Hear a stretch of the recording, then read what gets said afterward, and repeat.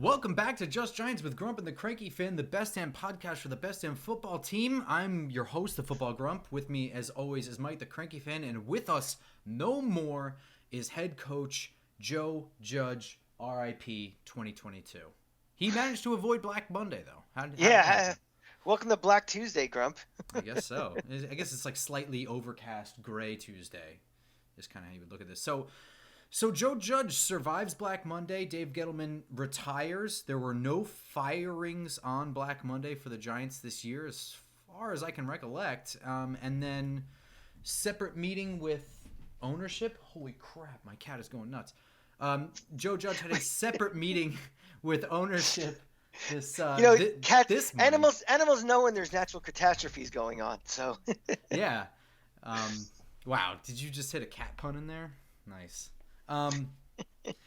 So Joe Judge was brought into a separate meeting with ownership today where he was let go. This is brand new news. I think this broke about maybe 20 minutes ago as I was leaving the gym. I came home and just sat down, and here we are.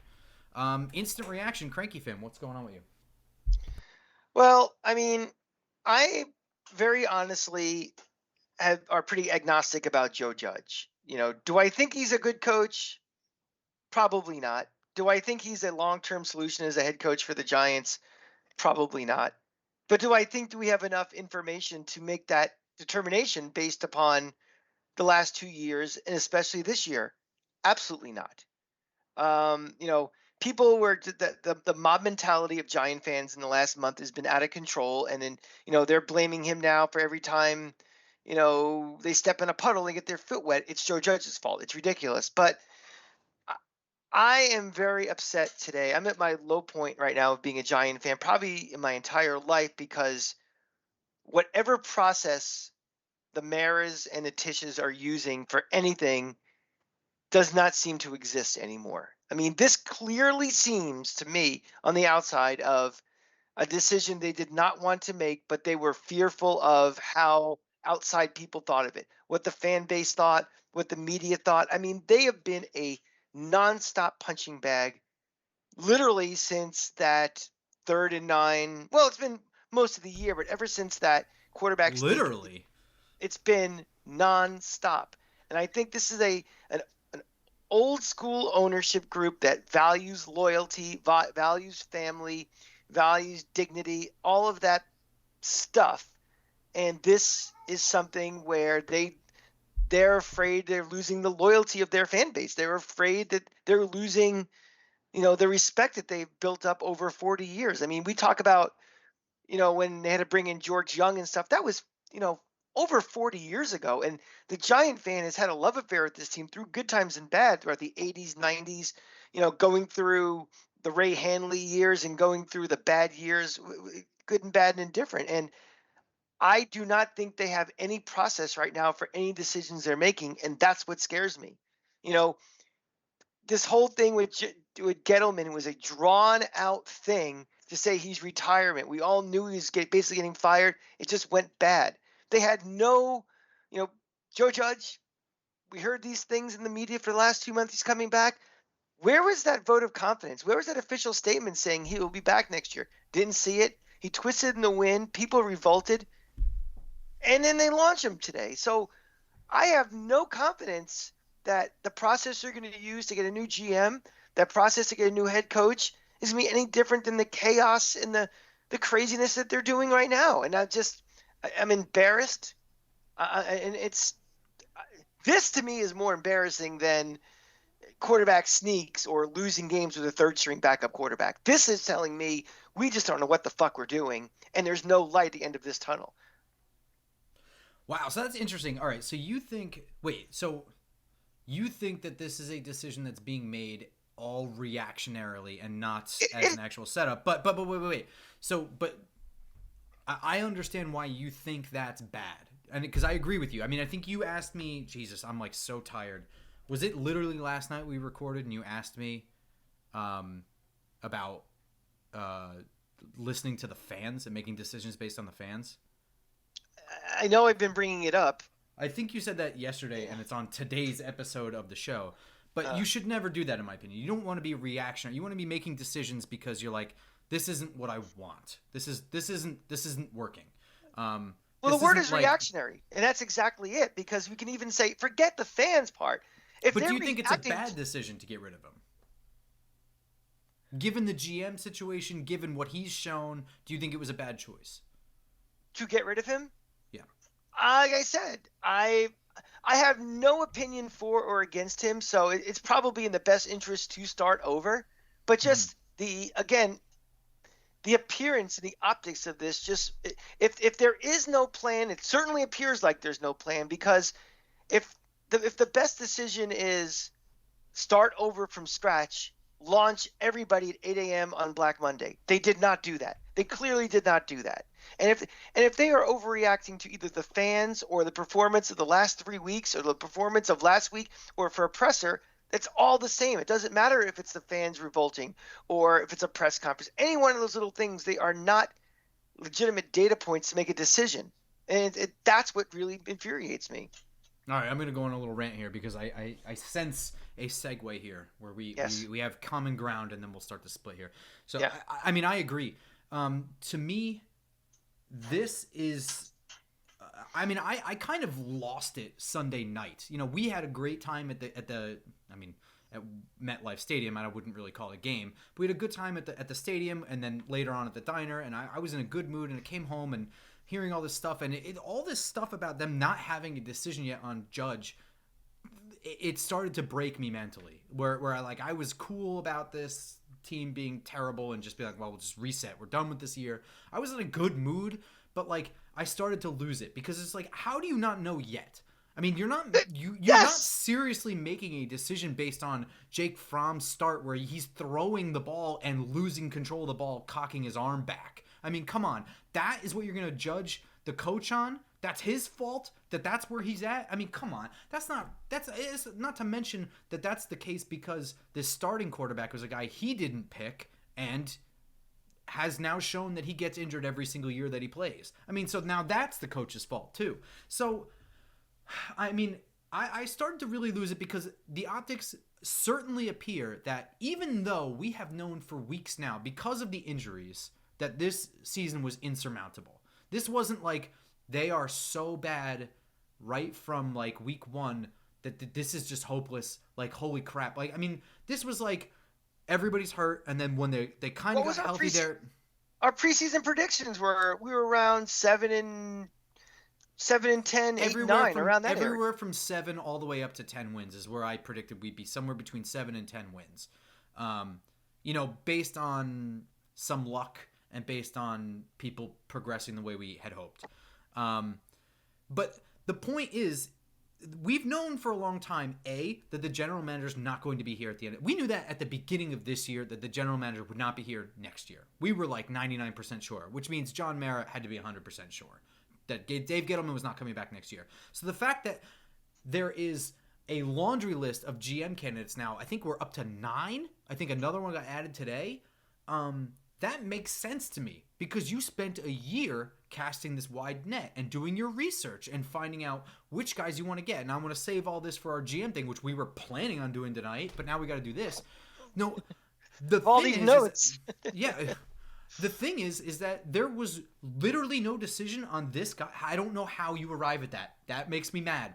And so I am lukewarm about this because my overall feeling on Joe Judge is that he's a good guy. I think he's a smart guy. I think he's a good football guy. And I think I believe in his methodology. I think I believe in it. I think he was doing a pretty good job of trying to piece it together. My biggest problem is that as a coach, the fundamental things you need to be as a coach, he was not good at. I mean, the time management we saw was never really right. And, you kind of brought up if they're ever competitive, do we ever see these issues? It's maybe not, but I don't ever remember feeling like a 2-minute drive went well on either side of the ball. Ever. That at the end of a half, we stopped the other team definitively. Or at the end of a half, we went down the field and scored a touchdown. I literally can't, I'm sure it happened once or twice, but it's not real fresh in my mind. That's a combination. That's not just the head coach. That's also not on your just the head coach. That's on your coordinators. That's on your players too a little bit. But I'm saying even in the games that they were competitive, that wasn't happening. So to me, the fundamental things that you need to be as a head coach, you need to be good at, he wasn't good at. I mean, I think there are assistant coaches that are really good at that kind of stuff. And I mean, like, linebackers coaches could probably manage the clock better than what we saw. Yeah, Grump, let's put it in perspective. This is not like we just launched Brian Flores for no reason. We're like, that guy seemed like he's a pretty good coach and there's some results. Yeah, that one's personality issue, we decided.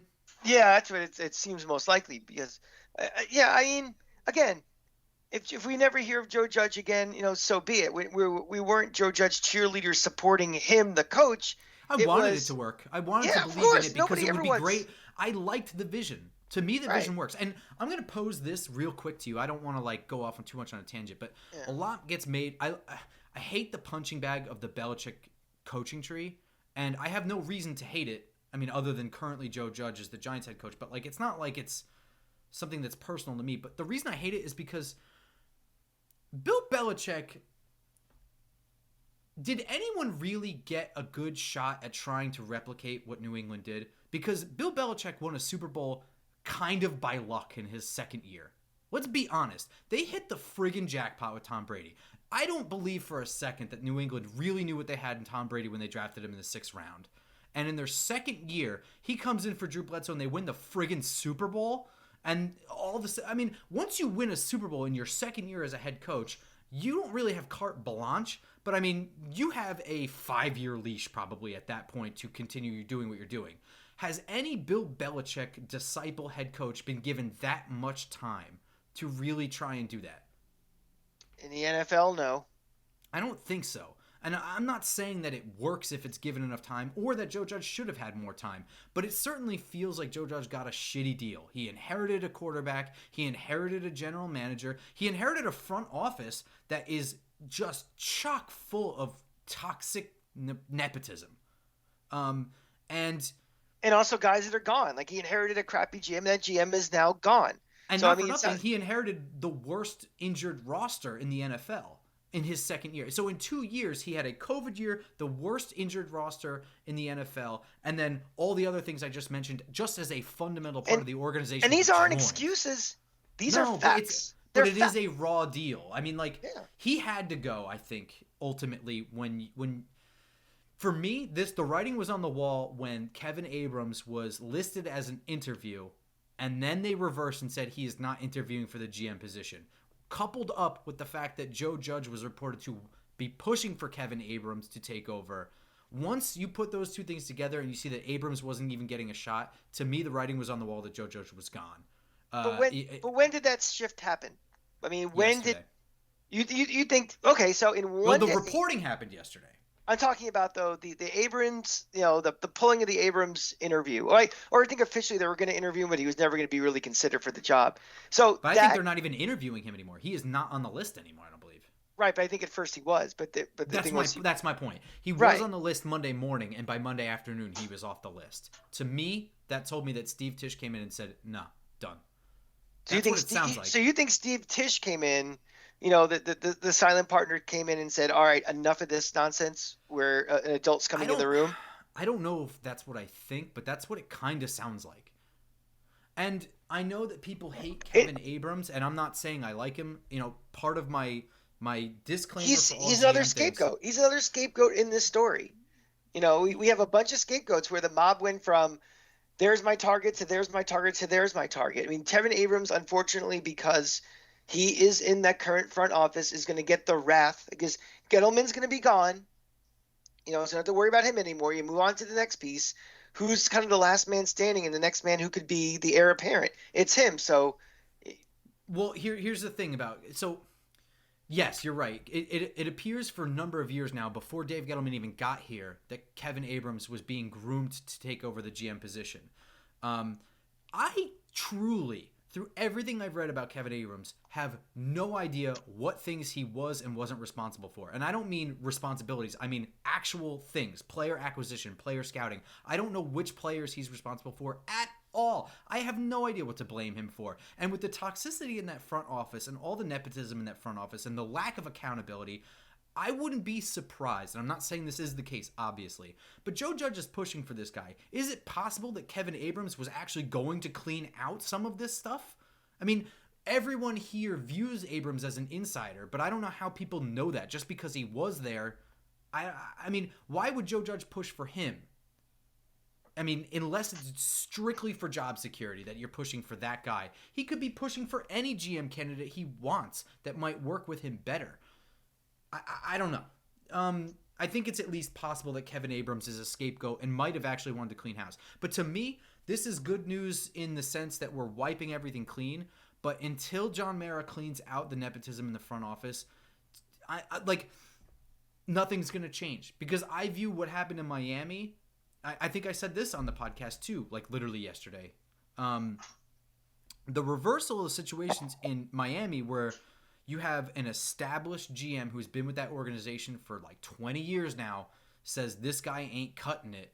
I don't get along with him. Even after like a 10-win season, 9-win season like that, and he's out, sounds like there's a good old boy network in Miami, and the outsiders are not part of it. And if you're not part of the group, you're done. And that kind of, I don't want that here. That's what I'm worried about.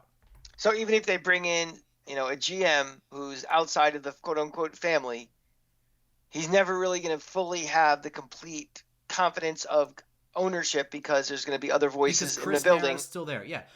I don't know what qualifications Chris Mara really has. His last name. That's all that matters. I don't want to say that because, like, it's the truth. But yes. It really feels like did you go to school? Like, did you really learn this stuff, or did you just grow up in the building? It's the same. It's the same reason that Mark Davis is running the Raiders. It's the same reason that Jerry Jones's kid is an assistant GM. It's the same reason that the McClaskeys have been running the Bears for 1,000 years. It's their name. That's all they have privilege. They've had it willed down to them. That's it. That's their qualification, and it doesn't matter because they're the owners. Tough. Yeah. Sucks. So it sucks. This opens up a whole new door. We went through a couple of the head coaching guys that are now on the market. Brian Flores is a top name in the market now. I still think Mike Zimmer is a huge target. I really, really like Mike Zimmer. Well, let's start within the building. Patrick Graham. Could be, yeah. Why not? He should get an interview, right? But if you're gonna give an interview, it's kind of like he's sort of an extension of Joe Judge. Well, hang on. The actual quote. Hang on, I have it up. I had it up. The actual thing from the press release from John Mara and Steve Tisch said that we will be hiring a general manager and he will lead the way in this organization or something to that effect. So it's going to be up to the general manager. So Patrick Graham, to me, gets an interview if the general manager wants to interview him. He's already in the building. You might as well, but it's up to him. Have we seen anything that says the rest of the staff has been released? Nope. So he's still technically the defensive coordinator of the Giants. I guess. It also means probably it's more likely that he will accept whatever is coming out there too. I would think that do you think he would go back to Miami after he was denied the job initially? I mean, everybody thought that Louis Riddick if he was interviewed again with the Giants, would take the job in a second. Guys come back. I mean, there are stories. I mean, there's lots of evidence of guys who become head coaches a second time around. So I'm not going to ask you which head coach you want because that's a separate whole episode, but I'm going to ask you a very basic question to kind of end this out. What kind of head coach would you prefer, if any? CEO, head of nothing, head of special teams, head of offense, or head of defense? I want a young guy who knows the modern NFL and wants to outscore you and wants to score 1,000 points and do it in an innovative, creative, exciting way to do it. That's what I want. Fantastic answer that didn't answer my question at all. Really? I don't care what his coaching style or management style is. So you don't care if he's also calling plays? If he calls plays, that's fine. If he's an offensive mastermind who is going for the kill shot on every possession and is trying to, play a modern game, fine. Let him prove to me he can't call plays at the same time as creating an offense and being a head coach. That doesn't bother me. Fair enough. Ultimately, I do like the style of what Joe Judge did as setting up an organization of coaches. I like a CEO guy who moves around, who focuses on being a coach, making sure that the team is together. I do like that. I would prefer that. It's a real rarity, though. So I'm going to go on, it's much more likely I would rather have an offensive-minded head coach because at this point, the NFL is about putting up points because defense almost doesn't even exist. I'm not even talking about just an offensive coach. To me, that goes without saying. I'm talking about a guy, a younger guy, a guy who gets it, who, let's put it this way. When it's the first game of the year in September, I want to see formations and things I've never seen before in a New York Giant uniform. I want to see single wing and I'm not that old, Grump. Hey, you got to see 3 fullbacks this year at one point. Yeah, that's the modern NFL. Wait, did you? Was it 3 fullbacks or was it 2 fullbacks and a running back? Yeah, the wishbone. That's what we. It was like a reverse wishbone or something like that. Yeah, no. I mean, I want to go out there and I want to see things. Does that mean getting? Well, I guess the other piece of this thing now, the one question comes up is Daniel Jones, how he fits into all this. I mean, at this point now, when you he has no benefactors anymore. Nobody has anything. The only people safe here are the people under rookie contracts are probably safe. And that includes includes Daniel Jones for next year. Oh, sorry. The other people are people with incredibly high dead cap hits. So Leonard Williams is here. Kenny Golladay is here. Let me ask. Speaking of the players, Grump, do you think, now you just talked about the way he built a culture and the way he built an organization and all that. Do you think, is it possible that it was not the mob mentality of the fans and the media, but those exit interviews with the players, with the ownership that said, I don't know. It's possible. I mean, I think that could be possible. And hopefully that had more bearing than on what, Leatherneck from East Brunswick said on the Fan today. Well, I would hope that I would rather the players call him out for the shitty culture and coaching or whatever in the locker room than the fans or people in the front office. Because people who have been in the front office for 30 years, if they think they know everything, then why have we been losing for the last 10, 20? You know what I mean?